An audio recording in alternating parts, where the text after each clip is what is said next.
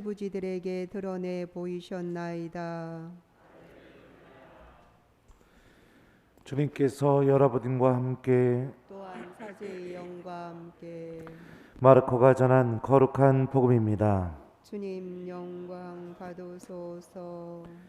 그때 예수님께서 군중에게 말씀하셨다. 하느님의 나라는 이와 같다.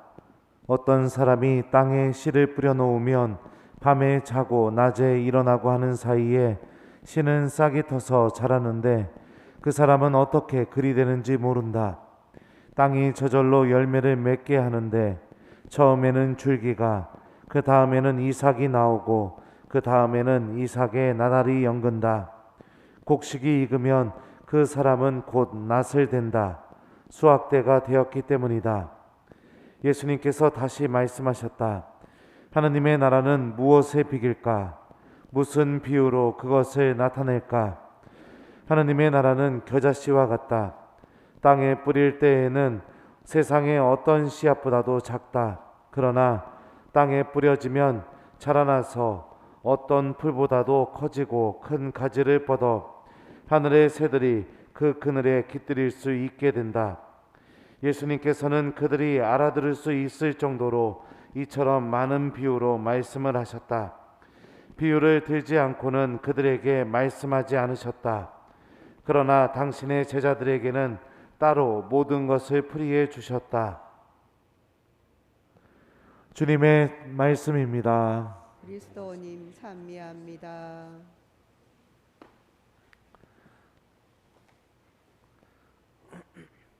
오소서 성령님, 새로나게 하소서. 하늘의 새들이 그 그늘에 깃들일 수 있게 된다. 안녕하세요. 안녕하세요. 여러분들 오늘 저와 함께 일독서에 나온 다윗이 몇 개의 죄를 저질렀는지 같이 한번 찾아봅시다. 자, 첫 번째, 다윗은 우리아의 아내와 동침을 하게 됩니다. 그렇죠? 자, 그러면은 10계명 몇 계명을 어긴 걸까요? 6계명 뭐죠? 간음하지 마라. 9계명 뭐죠? 남의 아내를 탐내지 마라. 일단은 계명 2개를 어겼습니다. 그죠? 자, 그리고 나서 또 우리아가 다윗의 말을 안 듣고 집에 안 가고 자꾸 군사들하고 자니까 우리아를 요압에게 보내서 전투가 가장 심한 곳에서 우리아가 죽게 만듭니다. 10계명 몇 계명 어긴 거죠? 네? 큰일 났습니다. 우리 본다. 10계명도 모릅니다. 5계명이죠. 그죠? 뭐죠? 살인하지 마라. 예. 그럼 3개 계명을 어겼습니다. 이 3개만 어겼을까요? 우리아는 왜 집에 안 갔을까요? 우리아는 다윗이 왕이 너 전쟁에서 고생했으니까 집에 가서 좀 쉬어 하는데도 왜 집에 안 가고 군사들하고 계속 밖에서 잤을까요? 왜 그랬냐면 이스라엘의 그 율법과 그때 당시의 문화에 의하면 전쟁 중에는 절대 아내와 동침하지 않았습니다.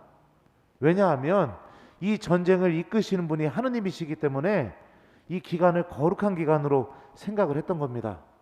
그러니까 다윗은 계속해서 우리아에게 집에 가라고 하는데 우리아는 왜 안 간 걸까요? 하느님을 흠숭하는 마음을 갖고 있었으니까, 하느님의 말씀을 지키고 싶었으니까 우리아는 계속해서 율법을 지키려고 집에 안 간 겁니다. 자, 그러면 다윗은 또 몇 계명을 저질렀을까요? 10계명, 1계명, 한 분이신 하느님을 흠숭하여라. 자, 10계명 중에 거의 반 이상을 죄를 저질렀습니다. 그런데 너무 신기한 게 무엇이냐? 예수님은 누구의 자손이죠? 다윗의 자손입니다. 그리고 하느님께서는 누구의 왕자를 예수님한테 주신다고 했죠? 다윗의 왕자를 예수님께 준다고 했죠. 그렇다면 여러분들 여기서 우리 신부님이 질문 하나 던집니다. 다윗은 천국에 갔을까요? 못 갔을까요? 1번 갔다, 2번 못 갔다, 3번 모르겠다. 자, 1번 천국에 갔다 다윗은. 네. 자, 2번 못 갔다. 네. 3번 모르겠다. 다윗이 천국에 갔는지 안 갔는지는 우리가 확신은 할 수는 없지만 예수님이 복음에서 보면 이런 말씀을 종종 하십니다. 내가 진실로 너희에게 말한다. 세리와 창녀들이 너희보다 먼저 하느님의 나라에 들어간다. 사실 요한이 너희에게 와서 의로운 길을 가르칠 때 너희는 그를 믿지 않았지만 세리와 창녀들은 그를 믿었다.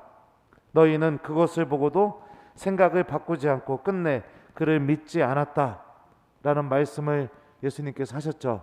그리고 다윗은 나탄이 자신에게 찾아와서 자신이 저지른 이 죄를 고발하게 되자 곧바로 내가 주님께 죄를 지었소 라고 하면서 하나님 앞에서 참회의 모습을 보이게 됩니다. 생각을 바꾸게 되죠. 나에게 주어진 하나님의 말씀에 비추어서 내가 무엇이 잘못됐는지를 명확하게 바라보게 되고, 그리고 하나님께 용서를 청합니다. 여러분들이 오늘 복음 전에 읽었던 화답송이 바로 다윗이 나탄 예언자가 다녀가고 난 뒤에 밧세바를 범한 뒤에 하나님 앞에서 불렀던 시편이라고 성경은 우리에게 알려줍니다. 그렇다면은 이런 성경의 논리에 의하면 다윗도 분명히 하나님 나라에 들어갔을 것이라고 우리는 생각할 수 있습니다. 오늘 복음에서 예수님께서는 하나님 나라의 신비에 대해서 알려줍니다. 하나님 나라는 겨자씨와 같지만 땅에 뿌려지기만 하면은 그 겨자씨가 점점 자라나서 하늘의 모든 새들을 다 품을 수 있는 그런 나무가 된다고 이렇게 우리에게 알려주죠. 하늘의 새들이 그 그늘에 깃들일 수 있게 된다. 하나님 나라는 모든 사람을 다 품을 수 있습니다. 다시 바꿔서 말하자면 하나님께서는 그 누구도 버리거나 포기하지 않습니다.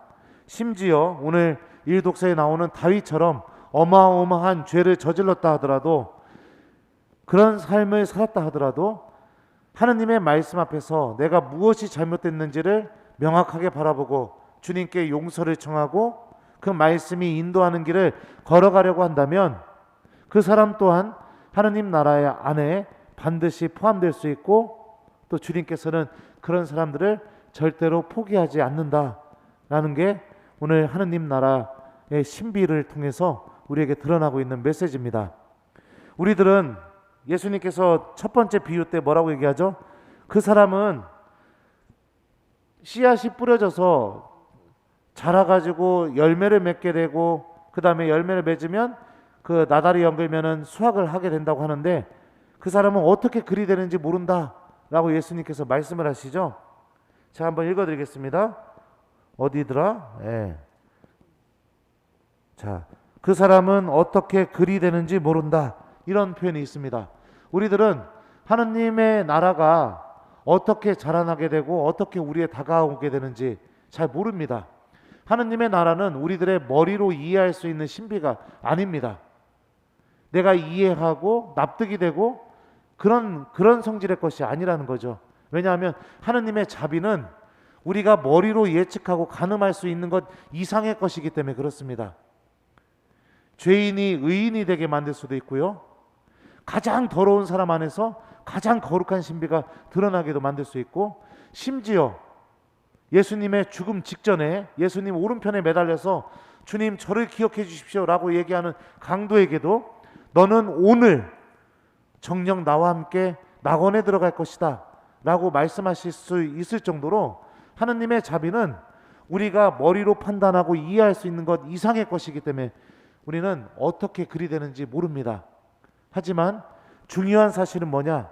바로 당신, 바로 여러분, 그 누구도 이 자비에 예외된 사람이 없다는 것입니다. 그러니 우리는 이 신비를 믿음으로 받아들이면서 내가 힘들고 어려울 때마다 하나님께서 나를 버리지 않는구나, 내가 이렇게 죄를 저질렀음에도 불구하고 하나님이 나를 당신의 나라로 데려가려고 하는 거구나, 하나님은 반드시 나를 구원하시는구나, 이렇게 믿으면서 우리가 하나님의 인도에 따라가는 게 필요합니다.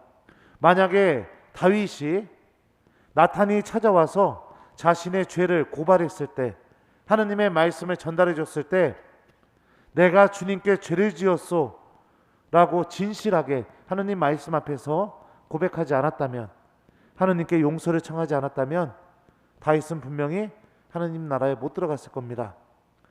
아무리 좋은 은총이 나에게 주어진다 하더라도 내가 그것을 받아들이려고 하지 않는다면, 내가 하느님 앞에서 솔직하지 않는다면, 내가 하느님께 용서를 청하는데 인색한 사람이 된다면 하느님은 반드시 나를 구원하시지만 내 스스로가 그런 하느님의 뜻을 거부하기 때문에 그분의 구원은 이루어질 수가 없습니다.